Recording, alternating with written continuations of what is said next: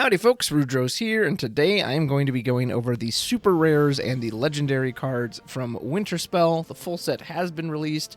There are definitely plenty of rares and uncommons and commons worth talking about, but sadly, I just don't have the time recording this late on Sunday evening, the February the 1st, but all the cards have been revealed at this point, so we've got everything we need, but yeah, wanted to at least go over these.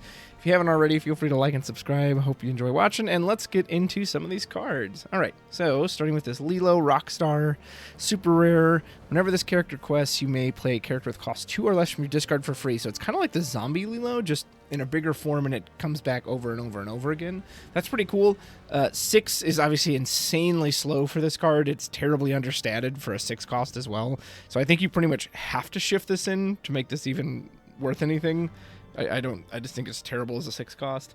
Let's see, what can you shift it on? So there's this new Lilo. She's a 1. This other Lilo 2 in Steel is a 2 cost. So she has plenty of targets. There's another Steel. You probably don't want to shift it in on that red one. There's the zombie one, although then you kind of give up the zombie power. Although once she goes to the discard, you would be able to get the zombie power back. So maybe this is actually just a good enough target for her. Let's see. You're probably not going to do the cake one. So I would assume likely zombie Lilo, or maybe this brand new 1 cost Lilo. Maybe this 2 cost one if you're doing Steel. So yeah, if you can shift, obviously it's an incredibly powerful effect. Like gosh, could you imagine if you revived, well never mind, Lady's a 3 cost, you can't do her. But still, even just bringing back something like a Daisy, bringing back something like this Pocahontas over here, this 2 cost. Cool effect. I feel like aggro is already so efficient though, especially with a lot of the new support the Dogs deck has gotten this set. I imagine this just isn't going to be worth it. And again, because if you don't get the shift, it's just so slow. It's so slow. Speaking of shifting, moving on to our first legendary, Pocahontas. So nice to see this. I've always liked this Disney film, so it's nice to see this one actually get some card art. Although we did not get Percy's Bone Carousel. Look at this item. Look at it. Oh, this would have made such a good item card. Oh well, missed opportunity. All right, so Pocahontas. Shift 3, when you play this character, if you use shift to play her, it's one of those, and none of your characters challenge this turn, characters can't challenge until the start of your next turn. That oddly includes your own. I'm not really sure why that is, but whatever. So without that, it's just a pretty poorly statted 5 cost, 5/5. So once again, we have a card that absolutely must be shifted on.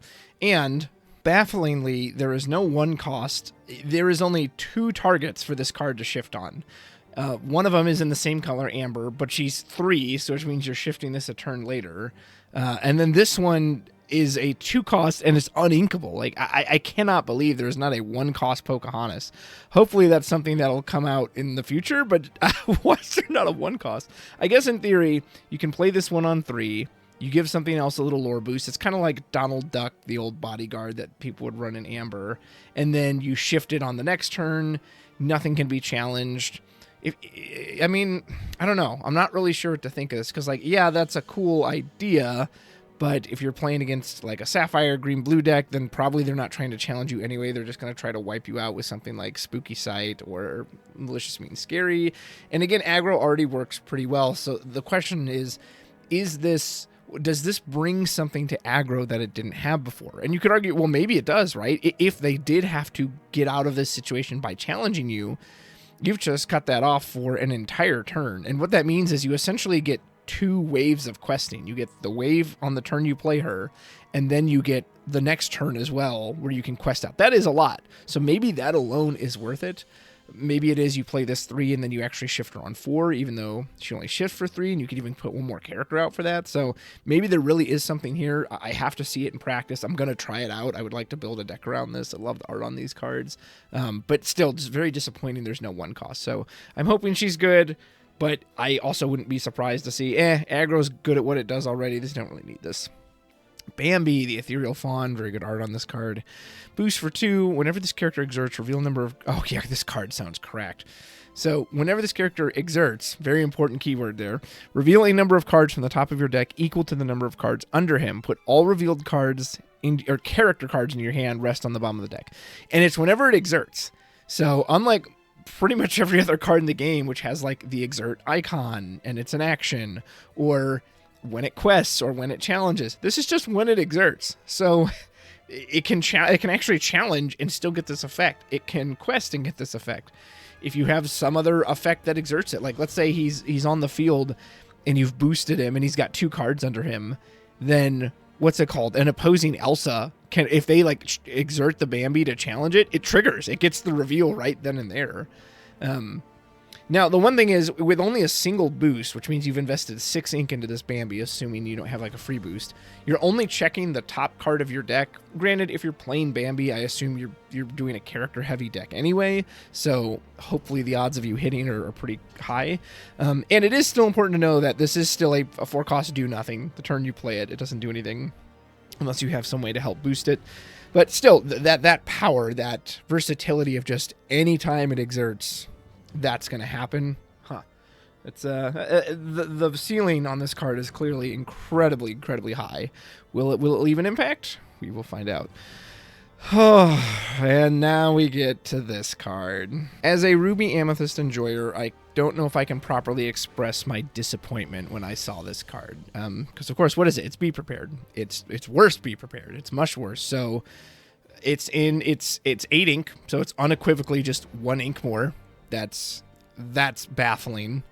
And it's no longer a song, which in a way you could argue potentially could be a buff because it means it won't get sniped out by something like the Ursula card. And to be fair, Be Prepared was very rarely sung. Like on occasion that would come up, but usually people were just playing 7 for it. So the fact that Be Prepared was a song, I don't think ultimately mattered on the card that much. Oddly enough, Be Prepared was a rare. This is upgraded to a super rare. It's in Amber, of all things, which isn't really known for, having a ton of ink. Usually Amber is a very aggressive color. So maybe they're trying to get you to pair it with Yellow-Blue, but Yellow-Blue has historically been a very terrible weak deck that's lacked removal and all that other stuff. Granted, we got Let It Go back. Maybe that'll make a difference, but this just sucks. I just don't understand this. Like, Be Prepared is already one of the slowest board wipes in any TCG I've ever played. Magic the Gathering, most board wipes are on turn 4. And Final Fantasy, granted that game didn't have a curve system, so you could kind of play stuff whenever. But still, Be Prepared was already too slow. Like if you were going against an aggro deck, Be Prepared wasn't going to save you against that deck. You were going to be dead way before Be Prepared ever even came out. And even if you stopped them, you'd be in that mode where like you have to answer every single character they ever play.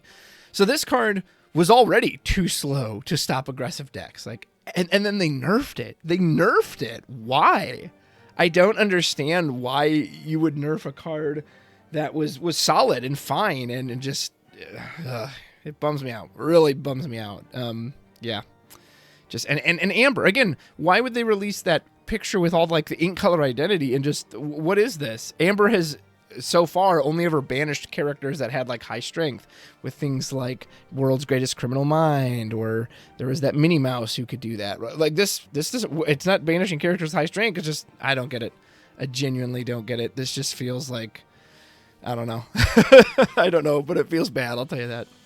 So finally with Amber, Ohana means family. Remove all damage from chosen character of yours. Draw a card for each 1 damage removed this way. So a kind of Rapunzel, except not with a body. Oh, I never even noticed these little ducks before. They're cute. I like them. Oh, these little snow ducks. Oh, that's so cute. Yeah, when I first saw this, I just was really focusing on Lilo and Stitch. Like, oh, these little ducks coming to life. Oh, this is adorable. All right. As far as the power itself, I mean, again, Rapunzel was always really strong, but part of that, too, was it was a 2-lore quester that came on a body. This, I mean, it only costs 3, so, like, if you're getting 3 cards or more out of this, holy moly, that's a lot, right? Like, there is a reason this is a legendary card, and bodies are getting bigger and bigger as the game has gotten power crept in these last couple sets, so I think you very easily could draw 3, 4, 5 off of this, just depending on what you combine it with. Yeah, it's just really solid overall. I will be shocked. I'm looking at it and I'm trying to picture like what could hold this back. And maybe there's nothing. Maybe it's just that good. Got that enchanted art there with the ducks too. Like, I don't know. Yeah, is there anything that could stop this? Like, surely, I mean, you could argue, well, maybe it doesn't fit super well in aggressive builds because characters don't tend to have a ton of health in those builds, but I don't know. Could even be used something like, you challenge with Pocahontas after she's done her thing. She takes a bunch of damage and then you heal it all. Like, I just don't see any way that this card is bad. So I will be surprised if this ends up seeing no play, and I'll be curious to hear the reason. All right, so that's Amber. It's moving on to Amethyst. We kind of mentioned this other Pocahontas. Whenever this, did I just say Pocahontas? Pocahontas. Whenever this character quests, gain lore equal to another chosen exerted character's lore. I originally talked about this one in last week's video. I still don't really know what to think. It's on curve for a 2 cost. It's a 3/2. That's pretty standard. It's uninkable, which sucks. It has to specifically be an exerted character. It can be yours or your opponent's. That's kind of nice. So, like, if I play this in an aggressive deck, which I'm going to try, build this Pocahontas deck, I quest with something on 1, I don't know, let's say Daisy, then put her down for 2, quest on the next turn, Daisy quests, she gains 2 lore equal to Daisy, so she quests for 3. I mean, that's pretty good. That's not bad. I can't imagine your opponent will have something worth even more than that, but... yeah, and then, like, even in the late game, it potentially could put them into this weird situation where, like, they need to quest to catch up and win, but if they exert a character with a lot of lore, then Pocahontas gets to benefit from that. So, but then she's like the primary shift target for this Pocahontas, so I don't know. I kind of said it in my original video, like, I don't know if she need to be inkable, maybe, but there's clearly potential here, and the art's great, so would love to see it. Where there is not potential is our first Amethyst Legendary, Tinkerbell. This card seems terrible. So it's on curve for a 3 cost. While you have 4 or more cards in your hand, she gains evasive. And then while you have 7 or more cards in hand, this character gets +3 lore. Even in the old Ruby Amethyst days, like, I don't think I often had 7 cards in hand. That is still a lot. Now, granted, let's say even in those days, it's the start of your turn. You have exactly 7. The first thing you do, you quest with her, she gains 4. And then you play out your hand and do whatever you want. But... yeah, that's just asking a lot these days. And God, like, compared to Dumbo, we already have so many good evasive cards and characters. Like, having to have 4 just for her to get evasive, that just doesn't even seem like that you have a 3 cost 3/3 evasive that quests for 1. I mean, yeah, it lets you trigger Dumbo, I guess, at that point. But yeah, I don't know. I don't see it with this card. 7 is just so many. Maybe in Infinity you combine it with Whole New World, but surely there's better things to do with your power and your cards at that point. Anna, the Soothing Sister. If a card left a player's discard this turn, it gains shift 0. It gets a free shift. Whenever she quests, you can gain lore equal to the lore of a character card in your own discard, but then you have to put it on the bottom deck. Okay, so... first of all, can we update the search engine on Dreamborn? Contains Anna. For some reason, I have Minnie Mouse and Queen of Hearts and Hey and Improvise. Why did Anna come? Whatever. Anyway, so clearly it's meant to be used with this new one, right? You play this on 2. She removes something from the discard. You immediately then can shift the Anna for free, which is cool, except she can't quest then right away. And then if you're questing her even on turn 3, she's only questing for 1. You probably don't even have anything in your own discard at that point. Here's some other Annas you could combine them with. But even then, like, ideally you would want to shift her and then quest right away. But to do that, you have to have some way to remove a card from a discard. And here's the weird thing too, like, she doesn't actually have a natural shift. The shift only comes from that effect. So if there's some combo out there I'm not aware of that actually makes this very, very effective, by all means tell me. But even then, like, whatever card you're targeting, let's say it's Mufasa or some 4 lore, 5 lore card in the discard, she still then gets rid of it after 1 quest. And then now you have to find a new one. Like, it'd be kind of neat if it could attack your opponent's discard as well, but no, it doesn't. So this just, I mean, granted, Amethyst has gotten so many good legendaries that maybe it needed to set without any good ones, but these ones both seem pretty pathetic, honestly. Sven, 4 cost, uninkable. Rush, Challenger 3, evasive. So he hits for 5. So can take out Dumbo, Genie, opposing Elsa's, the 5th Spirit, essentially any evasive that has 5 willpower or less, which is a ton of them. He hits a ton of targets. Kind of sucks he's uninkable, but I kind of get it, especially as that surprise, haha, and then you blast whatever it is, and even something like evasion doesn't protect them. It's a bit unfortunate he only has 3 willpower as well, so he can't, he's probably not going to survive whatever he runs into, but the game is so lacking for Rush right now. This might be pretty good, actually. Like, looking at it now, I think the power of just running, you're basically paying 4 for a removal option, right? 4, get it off the field, Get out of here. Doesn't affect anything with 6 health, so Demona, Hades, Big Blue Hades, Prince Philip, he can't knock out. So we'll just kind of have to see how the meta shapes up. And because he's permanently evasive too, like the Elsa, like if they don't have their own evasives, he usually will probably take out 2 things then, assuming he can survive the first hit. Yeah, I actually kind of like Sven the more I look at him. Again, if you think of 4 for spot removal, so I'll have to test him out. Colors of the Wind, I talked about this in the last video. It's worse friends, right? Most likely, this will probably draw you 2, but even then, that can backfire. Like, you could potentially draw 1. I feel like the chances of you drawing 3 or more are going to be so low. Very few people run multi-element cards in general these days. I can't even think of ones that are super popular off the top of my head, so... And just drawing 2, again, it's just worse friends than at that point, which maybe at this point, if you're just that desperate for card draw, you'll take that. But purple, again, we have Dumbo, we have Demona, we have Hades, we have so many ways to draw cards that the color's just not lacking for that. So green, Mulan seems really cracked in Dog's build, particularly. That's probably the easiest ways. You buffer up with the 1 tramp that gives strength based on characters. You could very easily get her going to 6 or even 4, like even 3. You know, it doesn't have to be 6. It does have to be, you know, of course that's going to be the fun one, but even 3 lore is pretty good. Now, one thing is that she doesn't have any inherent lore pips, but obviously because her strength is 1, she'll essentially naturally always quest for 1. But still, this card just seems really strong. Really strong. Yeah, I expect this to be in a lot of aggro builds. Chernobog, man, this is a card, when I read this, I got so excited, and then my excitement just dropped. So when you play this character, you may shuffle chosen opposing character into their player's deck. I thought, oh my goodness, spot removal on a body? This is amazing. And then if you do, they play a character from their discard for free. Blah, no thanks.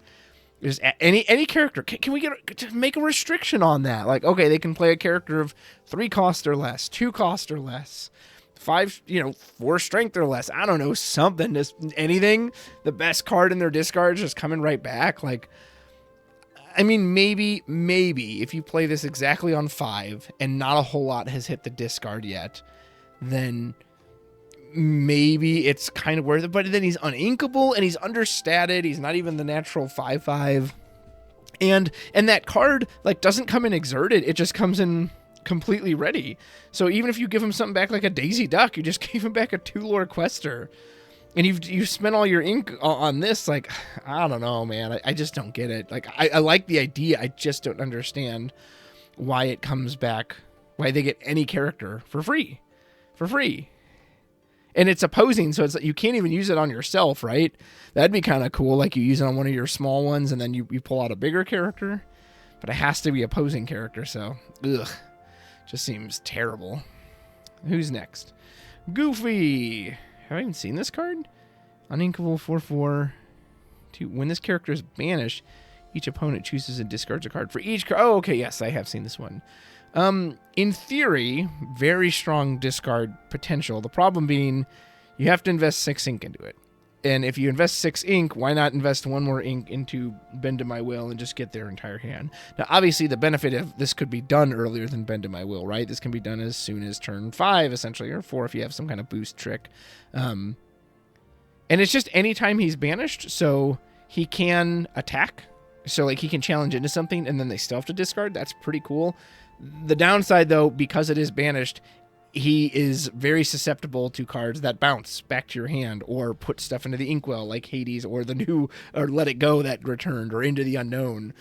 So I feel like that alone is just, it's going to make him so risky. The payoff is clearly here, but yeah, I don't know. I just don't see. I'll try it. I will try to make a discard deck with this, but I have a feeling this is going to be one of those. You're just putting all this effort into something that ultimately doesn't do anything. And if they want to get rid of him on their turn, they're just going to play their hand out to the best of their ability beforehand. So I don't know. I would like to see that discard be successful, but I don't think it will be. Todd. Shift 5. Evasive. Twice during your turn, whenever this character is chosen for an action or an item's ability, you can ready him. I love that when you type in Todd in this search bar, Mama Odie comes up.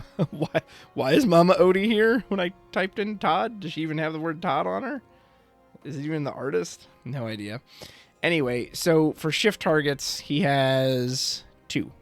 Yeah, he's got a 1 drop. He actually has a 1 drop and this 4 cost, which that one's based on questing, so I guess it has better stats. But he does at least have 2 shift targets. Widow Tweed is kind of appropriate at this pulled up because it lets you play any character named Todd for free. So that includes this massive 7 cost legendary version. I do like the art on this card. I mean, being evasive is like cool, but also kind of a downside with Horseman Strikes popping up these days, that it makes him susceptible to Horseman Strikes. He doesn't have ward, so he can still, you know, he dies to Doomblade argument, I guess. He goes to Let It Go. Prince Philip can trade with him. Like, the potential is clearly here, right? I'm not sure what best you use for him. Maybe there's some cheap item you target him with. That way it's always available. And so you essentially quest for 6, right? You quest for 2, use the item, ready him, quest for 2 again, use the item, ready him, quest for 2, get 6, or maybe even just leave him ready again so they can't hit him.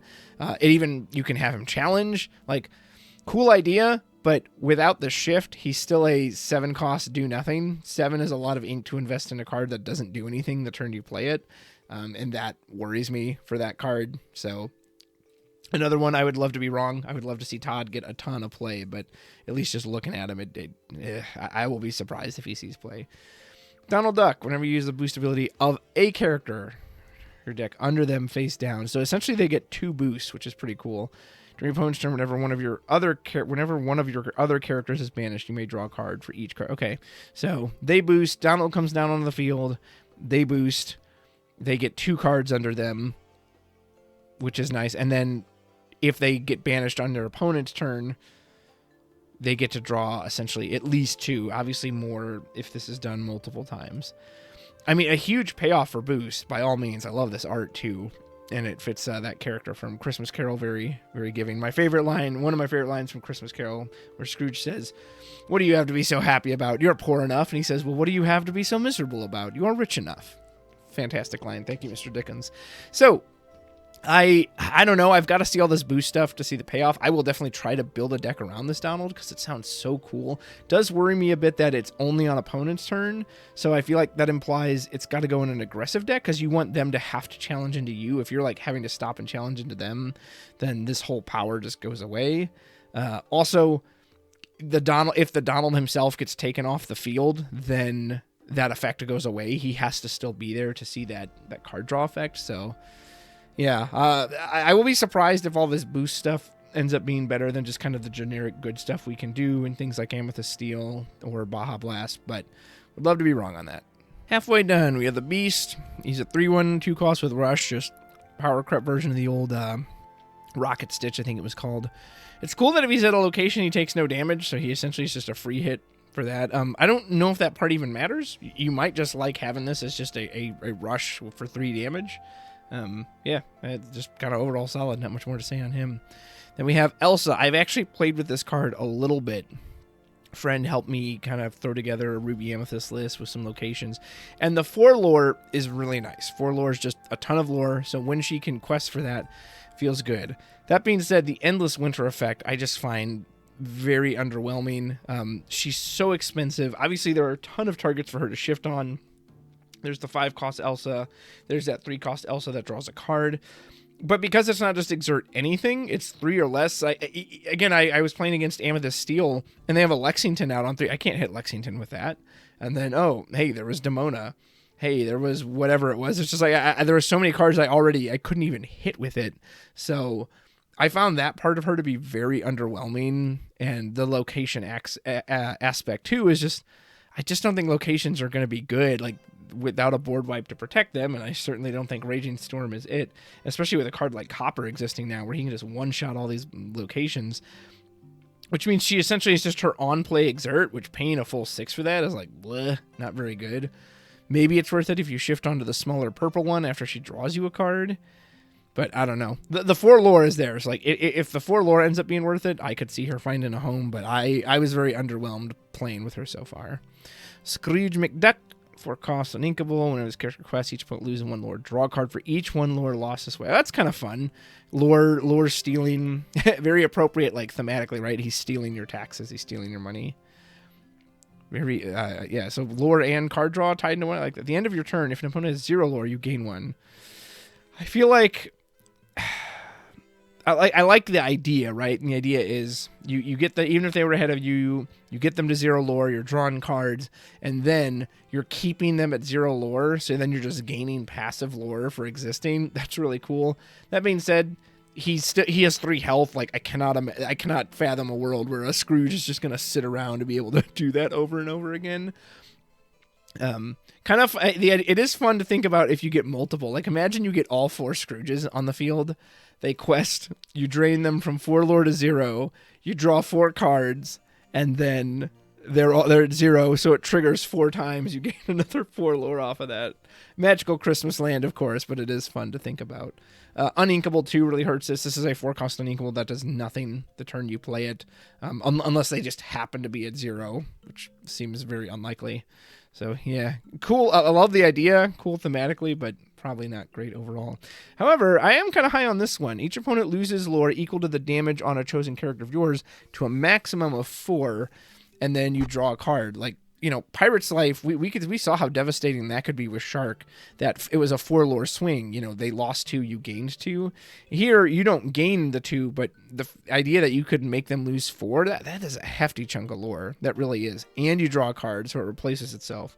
Now, the question becomes, well, what character do you combine this with? Because it's on one of your chosen characters, so it has to be a character that has high enough health to sustain 4 damage. I don't know. I have no idea who that is, but I like the idea of this card, and I hope it pays off because it sounds really cool. Mr. Duck. Happy to see him in the Lorcana world, although I don't know if I even watched the show much. Character quests, put item. Oh yeah, he's all about like items. If you do, you may play an item with costs. I mean, I've known from past experience, if items ever become popular, cards like these are always one to watch out for, but currently I don't think item decks are strong enough to exist, so pretty much any card with the word item on it is going to be worthless currently. When you play this character, yeah, he was one of the first ones revealed. Seems super good for the boost. Let's see. If you do, technically he's just a board-wide ward, which is cool. Like, they don't even have to have the boost effect. You just play him and he wards everybody around him. And while that's cool, it's also like, we've had a card similar to that in Aurora, where Aurora also gave everyone ward the turn she came down, and hers was permanent as long as she was on the field. This only lasts for 1 turn. Now, granted, you could argue, well, if they immediately got rid of Aurora, then everything else became fair game at that point. So I don't know. I think you need to pair him with the boost synergy. I don't think playing him for just the ward is strong enough, but maybe so. You never know. Never underestimate the power of ward. And then we have Moana. Ink cards from your discard. Absolutely broken with Sail because you could play Sail. Sail goes to the discard. You immediately just use the Sail as the extra ink. Super strong.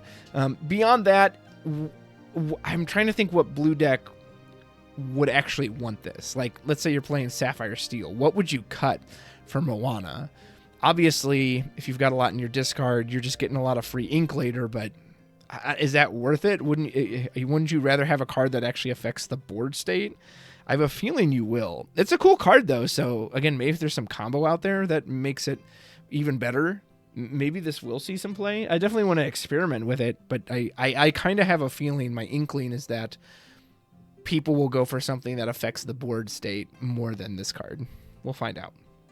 And then Tamatoa, boost 2 ward. Whenever you put a card under one of your character's location, he gets +1. Does that trigger whenever? So does that just mean the action of it? Like, if you play this Scrooge McDuck and he puts a card under 4 characters, does Tamatoa get +4 lore? Or does he only get +1? Does he see that as the act of, like, oh, I saw the act of it as a +1, or oh, I saw 4 individual characters get it? If it's every character, so like let's say it's 4, maybe there's something here with Scrooge and Tamatoa. You get the Tamatoa's already warded. He's pretty well protected. And then on your next, so like you play him on 7. Next turn you go to Ink. You boost him for 2. He counts himself. He gets 1 lore. Scrooge comes in. He gets another one. He gets another lore. And then if you have like 2 other characters, that's 2 more. Maybe there's something there. If that's how it works, there might be something there. I don't know what you pair it with, though, to help, like, because that's going to take a lot of time to set up. Someone on the dev team just loves Tamatoa, man. He always gets cards that are at least, like, worth talking about. Bell. Whenever one of your characters is banished, you may put that card from your discard into your ink while face down exerted. Would have been so cool to see in Infinity with a card like Chernobog's Followers or Magic Broom that you purposely break them for their banished draw effect, and then actually they go right into your inkwell to ramp them up. Would have been a cool thing in Blurple. I like the art though, and it's a neat card. I would like to see it pay off. I don't know if it really will. Interesting. Angela, it is so baffling she did not come out last set with the other gargoyles. But yeah, and this, her ability, Eternal Night, your gargoyle characters lose a Stone by Day ability. Like, I get she's a Dreamborn, but it makes no sense why she has that power. She doesn't have any kind of power like that in the show. She is a normal gargoyle just like the rest of them. This would have been much more appropriate for a character like Puck or Demona through Puck to have, or even Xanatos to some degree. You could make an argument for that. But yeah, this, I don't get why she has it. Nonetheless, I guess kind of neat. I mean, I'll try my old Gargoyle deck from last set, but again, that deck was just kind of So, but beyond that, play her, chosen character Challenger 2 and resist. Typical cool steal effect. I like that, but it's just on entry. I don't know. Maybe that, I mean, if you think about, like, what was it? The Jafar that boosted by Challenger 2, and he himself quested for 2 lore. She's technically just like a better form of that as far as the Challenger and resist effect. So maybe if you're really just playing a card for Challenger, you would do that. But other than that, she's also understated for a 3 cost. Maybe if this Shadow Power alone is worth running, maybe you don't actually care about anything else. And then we have Angel, our first Steel Legendary. I've only ever seen the first Lilo and Stitch movie, so I have no idea what this character is from. Maybe it's the TV show. No idea. You can tell me in the comments.